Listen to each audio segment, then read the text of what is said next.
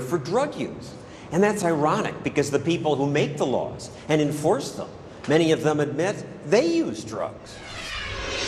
Which of you are ready to admit to having used marijuana in the past? Senator Kerry, yes or no? Yeah. Yes. Edward? Yes. The audience applauds. And I didn't like it and didn't inhale. I inhaled frequently. That was the point. Everyone laughs. Yet these same politicians oversee a system that does this. Drug raids like this one happen in America more than 100 times every day.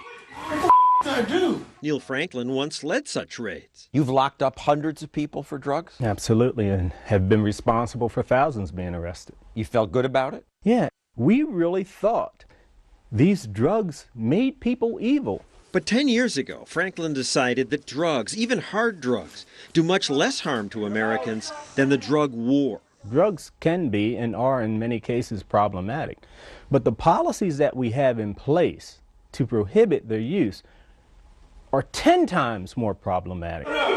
Conducting drug raids is one thing that changed his mind. On this raid, a SWAT team broke into this family's house, shot their dog. Once inside, they didn't find any drugs. The owner was just charged with possessing drug paraphernalia. We just don't end up with dogs being shot. We end up with kids being shot.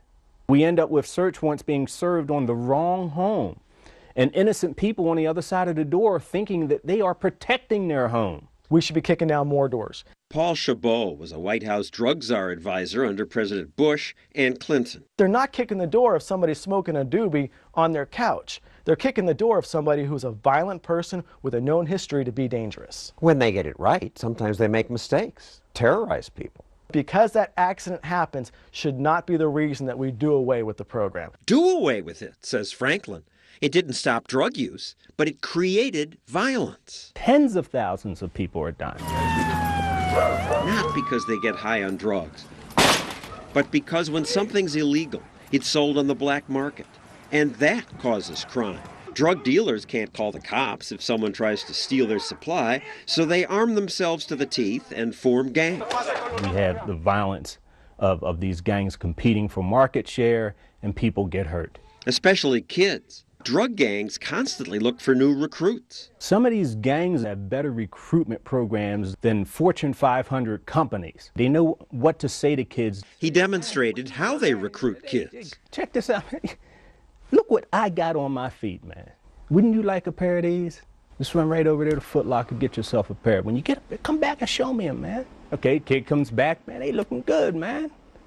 Wouldn't you like to be able to buy a pair of them every week? Man, if you hang out with me, this is what you could be. You could have this. A few days later, the dealer sees the kid again. What, you dissing me or what, man? You know you owe me. Well, you offered me sneakers. You got my 120 bucks? Oh, you don't? Okay, well, here's what you got to do. You hold this for me. That's all you got to do for me, all right? Just stand here. Just stand here and let me know when sneakers. 5-0 comes, and you'll get to keep the sneakers. I got you. And if drugs were legal, people assume there would be more of that. No, so you don't understand. It is the policy of prohibition that causes that environment. And we don't have these kids on the corner, you know, I got a fifth of Jack Daniels here for you. You want that? Jack Daniels is sold by businesses in safe, well-lit places. There's no violence here because this is legal. But there used to be violence in places like this. Gangsterism was a natural sequel. Violent crime is why America ended its 9 years of alcohol prohibition. Al Capone, commissar of vice and corruption. We created organized crime. Al Capone. Organized crime existed well before Prohibition. But much less of it. Here's the murder rate about 80 years ago. It rose when alcohol was banned, dropped when it became legal again. If we were to do away with our drug laws and just sort of legitimize narcotic use in this country by saying let adults do what they do, we know statistically the drug usage numbers are going to skyrocket. But we don't know that. People think were it not for drug laws, drug abuse would be rampant. But Portugal decriminalized all drugs 10 years ago, and the number of abusers did not skyrocket. Actually, they have. In Portugal, which people often talk about today as a success, It's actually a blatant failure. We went to Portugal. He's just wrong.